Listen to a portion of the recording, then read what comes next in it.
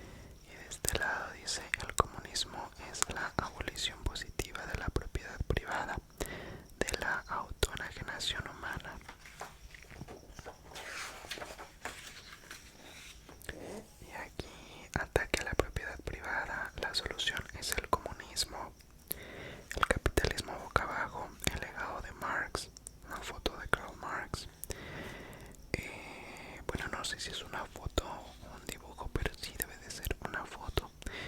Es quizá su retrato más famoso. Los hombres que proclamaron la república se convirtieron en los asesinos de la libertad. Ideología socialismo. Debemos buscar el eje central de nuestra nación. Ito Hirobumi. Hay muchos nombres que incluso para mí, pues no es en sí que sean nuevos, pero que no recordaba algunos nombres como él, como Nietzsche, pues sí, es muy famoso, pero este que venía acá atrás nunca lo había oído. Ito Hirobumi. Incluso dentro de la carrera de ciencias políticas pues estudian a varios de los que están aquí, pero no a todos, no a todos. La voluntad de poder no es solamente la exigencia de dominar y controlar, el esforzarse por alcanzar metas más altas que la mera supervivencia, y es con este esfuerzo, el cual incluso pone en peligro nuestra vida, que podemos llevar una vida buena. En la antigüedad, las virtudes más celebradas eran las de león, fuerza, vitalidad y poder. Actualmente se aprecian más como virtudes las del cordero, humildad y mansedumbre. Los sacerdotes son los enemigos más viles, en ellos el odio alcanza alturas monstruosas, increíbles, es el odio más espiritual y ponzoñoso. El rechazo de la antigua moral. Lo único que importa es el mito. Estoy viendo que no me salte páginas porque a veces se pueden traspapelar. Tenemos que tomar a los trabajadores como lo que son. En todos los países avanzados vemos que los privilegios de la burguesía capitalista pasan uno a uno a las organizaciones democráticas. Edward Bernstein. Y por aquí, el desdén del vecino formidable que no la conoce es el peligro mayor de nuestra América. José Martín. Antiimperialismo, también el gran José Martín. Para triunfar es necesario atreverse. Me encanta cómo la imagen define muchísimo, muchísimo de la idea. No es algo fácil mostrar con algunos pequeños símbolos, con algunos dibujos, toda una idea. Y creo que este libro lo logra. Eso es muy importante. A las mujeres hay que matarlas o darles el voto. Ideología, feminismo. Negar la existencia de una nación judía es ridículo. Siempre intentamos sinceramente integrarnos en las comunidades en que vivimos y solo pedimos poder preservar la fe de nuestros padres. No se nos permite hacerlo. También la cuestión de la fe de la religión, que divide mucho. Nada servirá para salvar una nación cuyos trabajadores han decaído. Las leyes de protección estadounidenses son vergonzosamente insuficientes. Tierra para los campesinos. Ideología, nacionalismo, distribución justa de la tierra. Sun Yat-sen. El individuo solo es un piñón de un mecanismo en movimiento perpetuo. Max Weber. Liberalismo, la sociedad. Limitaciones a la acción. Ok, acá abajo dice a efectos sociológicos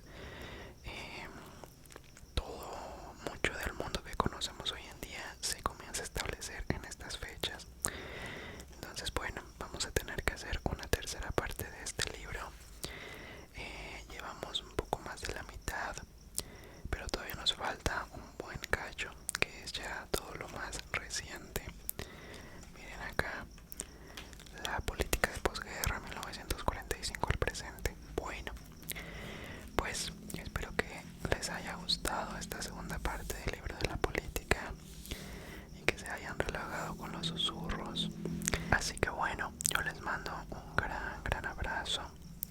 Y por ahora descansen. Descansa, príncipe. Descansa, princesa. Adiós.